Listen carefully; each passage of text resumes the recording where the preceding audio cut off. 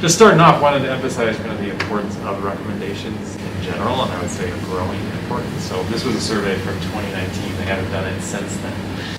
So it's the most recent data we have. The National Association for College Admission Counseling, NACAC, which we're all a part of, kind of surveyed universities of what are the most important factors in admissions, and those top three probably have not changed at all.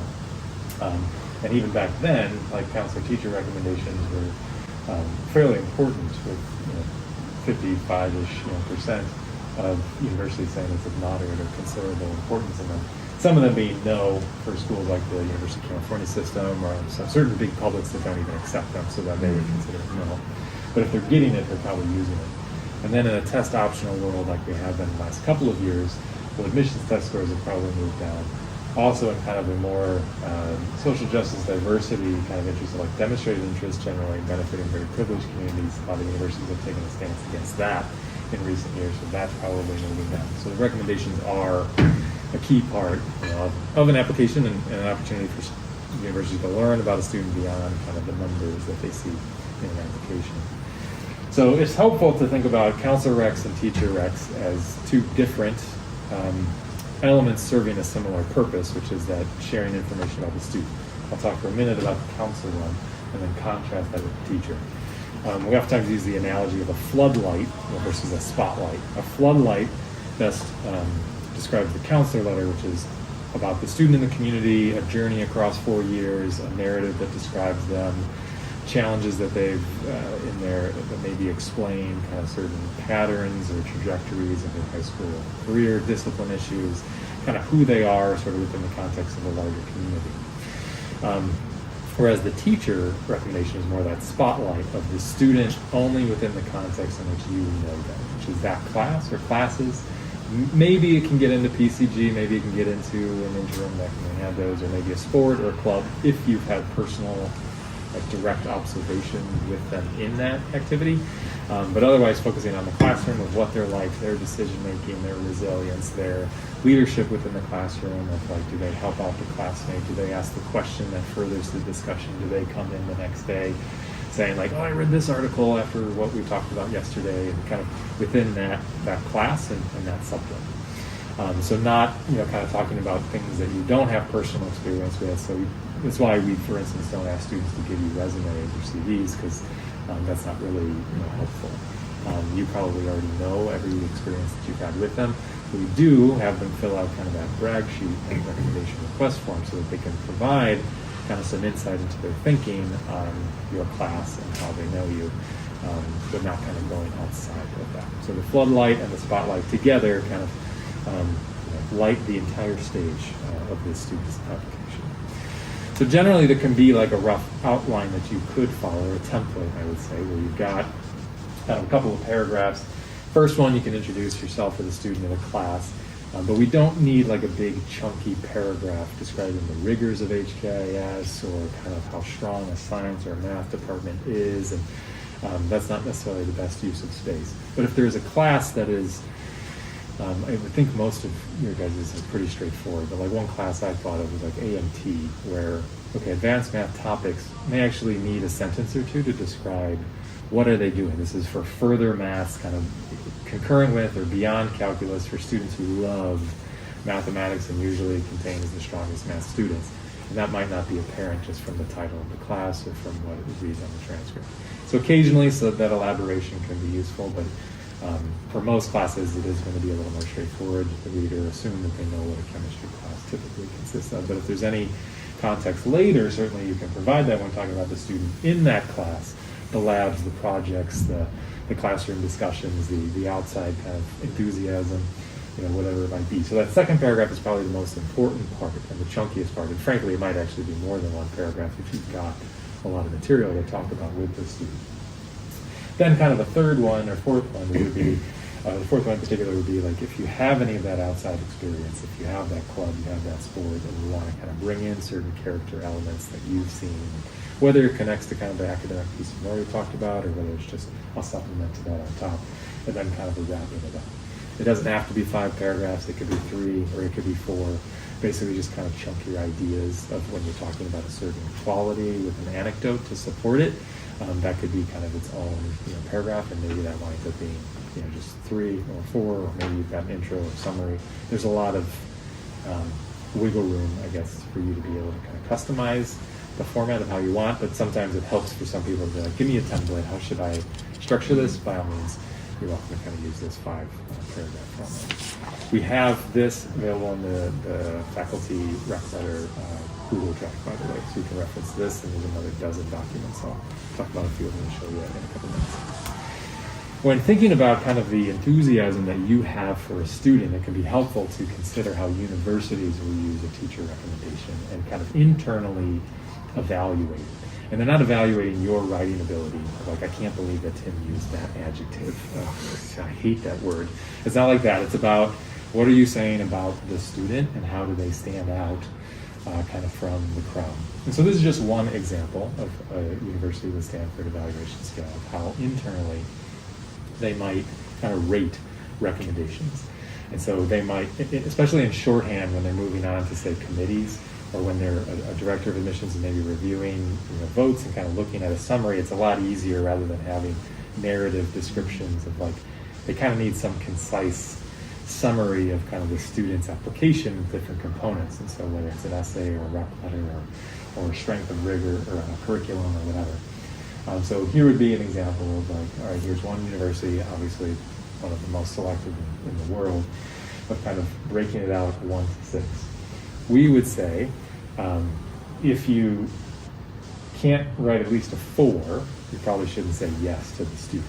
So kind of like a standard positive would be the usual American university, like they expect these recs to be positive, they don't expect them to be qualified. It's a little different maybe if you're writing a recommendation for a student who's applying to transfer, like to a boarding school, where maybe they have learning challenges and that school needs to be aware of that. And when you have to be like a math or an English teacher, it's prescriptive. But when it's university and they're choosing to, and they've had probably 30 different teachers that they could choose from, like if you can't write a 4, you probably need to let them know that. And then thinking for yourself, like not every student is going to be a 1, so it's not like you should only say yes to 1s. That would be one of the top few, like that truly stand out student who you will remember, 5 or 10 years from now is like, oh yeah, that kid.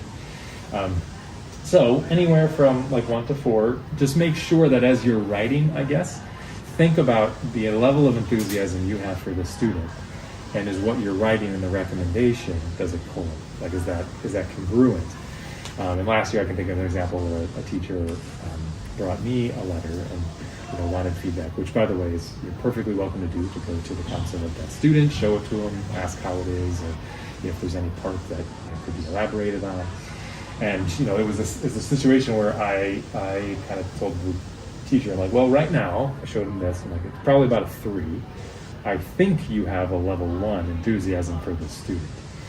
And then they concurred, and I'm like, okay, so where can we kind of elaborate in that rec letter to get that from a 3 to a 1, if that's how you feel about this student, that this was a classroom changing student that you're going to remember for a good chunk of the rest of your career. So we don't use this internally. We're not rating them. We're not scoring anything. All we do with Maya is kind of make sure that you uploaded it, you use the right name, it's going to the right student. But we're not kind of in the habit of treating this like an English teacher with students and providing feedback on every single one, and with notes and criticisms and constructive, however they may be. But if you would like that kind of feedback, by all means, feel free to bring it. And this is just a point of reference that can be helpful. With COVID, COVID. Is it okay if I ask you, so I don't forget? Do you mind going back to that slide? So if I look at this, it seems clear like they are evaluating what a student adds to discussion. You know what I mean? How they can essentially like elevate their peers and like. So and this comes back to like when I write letters of rec, I try to highlight like the student's top 3 skills. I have some students where maybe like top 4 skill, you're still exceptional, but should I highlight that instead? So I guess my question is, like, generally, what are like universities? What are like some exceptional traits kind of that they're looking for? You know what I'm talking about? Like, I just because like I could, some of our students, I could like, you're awesome at this. And they use the word discussion a lot. And so I'm noticing that, right? And that's. But like maybe in your class, it's really good at collaborating in a small group. Yeah. I wouldn't call that discussion necessarily. It's a Yeah. small group. Is that what you're saying? Like, there's Yeah. other things besides discussion. I noticed that too. Like, they seem to be. There could be a slant towards humanities, or sometimes in a math class. But I would say that there still can be, the word discussion, I think, could be swapped out for something else. Collaboration, totally Yeah, fine. right, Critical okay. thinking, inquiry skills. Like leadership in the lab. Right. Are they helping their classmates? Like, do you notice that, like, when the lab next to them is kind of struggling, they're not getting the result that they're supposed to, that the student is kind of like lending a hand over there? You know, whether they understand it or not, but whether it's just kind of a part of that, I want to help out, and we're part of this classroom experience together, and that their contribution, maybe they're not officially a teaching assistant, but they kind of have like a little bit of a vibe there of helping their fellow classmates.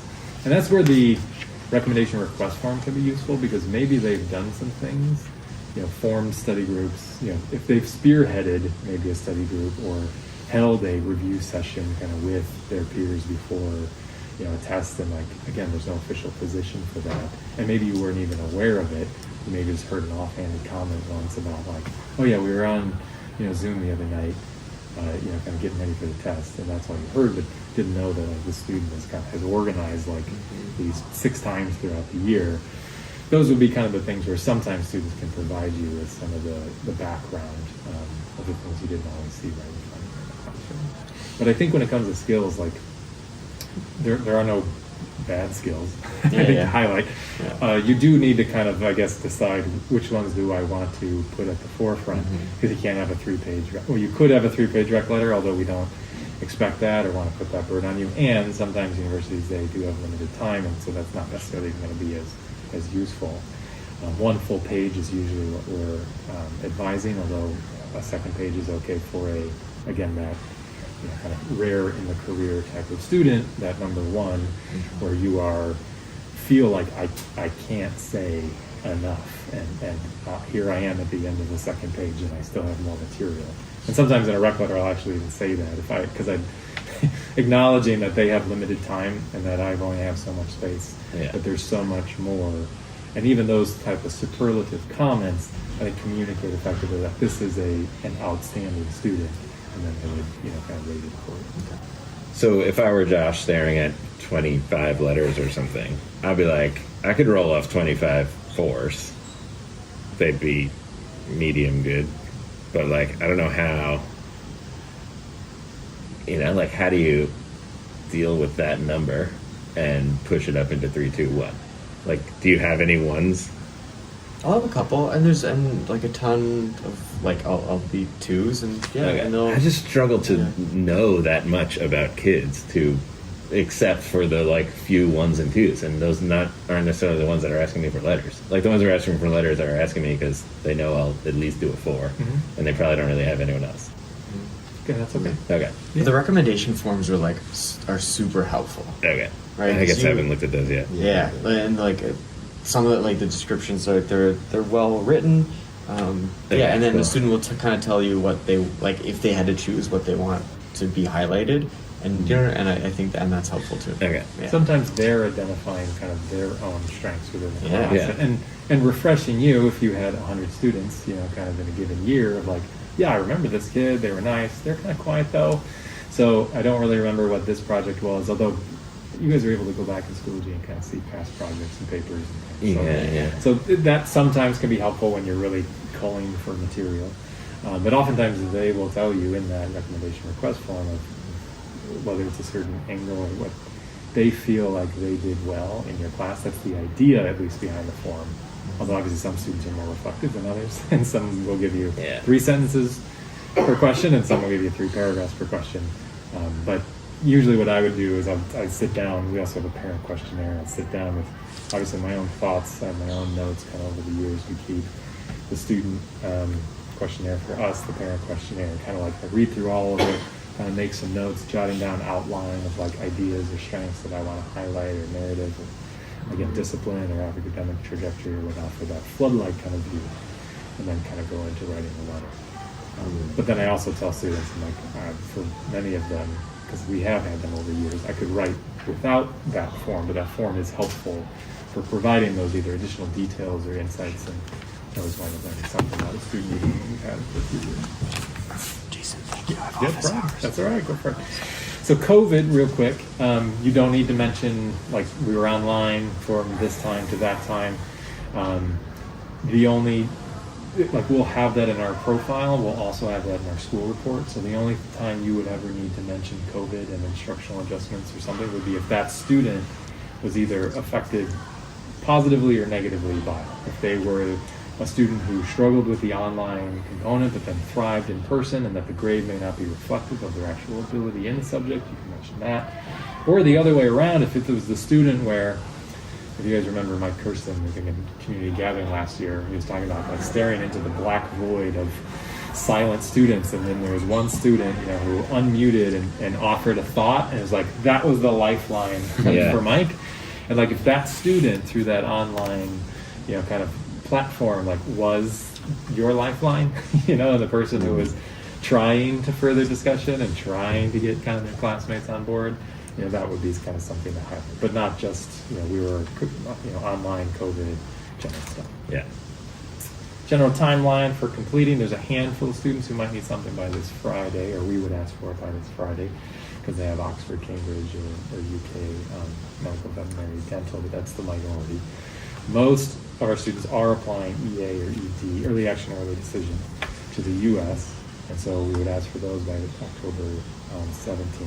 For someone like Josh who has a lot, kind of like prioritizing these of like, I need to get them done in a certain order, you can keep that in mind. And then obviously for any who are only applying regular, which we asked for students to identify that in their forms, wait until November, after kind of that October 17th passes. But the bulk of them are probably going to need to be done by that October 17th. If you find that you're stuck and you're like, I got, kind of one more, two more after October 17th, just talk to the counselor, and usually that's fine. We would just need to submit everything by November 1st, so there's a little bit of wiggle room. We're doing an audit usually after this October 17th date to kind of see which ones are missing, which ones still need to be done. So, in summary, kind of that spotlight, floodlight, you guys just need to be the spotlight. Don't worry about kind of everything else the student is doing, like in school. Using the letterhead, which the Google Drive resources has that in there. Digital signature, which I'm sure Daniel or somebody could probably help out with if you don't have a digital signature that you can pop in there. So letterhead, digital signature just kind of make for a nice kind of view. One full page is typically the target. Sometimes it's a little less, sometimes it's more, but don't feel like we need to go beyond that. Beware, so our students, sometimes their college list can be homogenous, and the same 10 to 15 universities are very regularly appearing. And so any kind of similar paragraph or phrase or language can get noticed, because oftentimes universities will read bunched by high school. Not every university does that, but it is a common approach if they have a territory manager who's familiar with the schools and the curriculum. And so if they're reading 40 applications in a row, say at BU, Boston University, for HKIS students, like they're going to notice if kind of there's things that are in there. If that's about you and the class as an intro, not a big deal. But if it's any phrases or ways that you're describing a student, it will be noticed. And then just upload it to Mylan and PDF. Although now I think it automatically converts it to a PDF, so not a huge deal. But if you want to make sure that it looks and it all fits on one page and not one line over or something like that. Okay, so that's mostly it about Rex. Quick, kind of element about AP score predictions. Sometimes we'll reach out about that to the UK. Students who are on the cusp, we'd encourage you to be kind of generous with that, knowing that this is predicted in May, and that sometimes they need a certain score in order to get a certain offer. We will suggest sometimes predicting for all students and then gauging just internally for yourself, like how accurate are my metrics of like what I'm using in my first couple of summatives, and then whatever other criteria I'm using to make those predictions, and having, instead of only having 5 to 10 students, maybe you're predicting for, having kind of 80 for a class like econ, that might kind of help your own sort of predictability. And whenever unsure, chat with the counselor. If the student's pressuring you, they shouldn't be advocating to you like for a certain score. But then again, if you as a teacher are comfortable having a conversation with the student about a predicted score, just as you would a grade, and kind of basing like what is your learning at right now, what needs to be done in order to reach point X, Y, or Z. By all means, that sort of conversation That's okay. can happen. Yes. Yeah. Yes. And then here are some additional resources. So University of Chicago, there's actually 2 sessions. One that just happened with Northwestern, but they've posted it to their YouTube channel. If you are interested in that, that one's about a half hour, 40 minutes. And then University of Chicago has a Write Letter workshop coming up over the fall break. So if you're really keen to kind of hear directly from the university and how they use it and suggestions they have. And then the Google Drive folder down there is what we already shared out in the email on Monday. Which has all of those additional resources, the templates, the letterhead, also a number of other resources by universities that are great about kind of providing this sort of support. Really useful one by MIT, Tulane University, and they kind of showcase like what's helpful, what's not helpful, exemplars. So there's a lot of stuff in there if you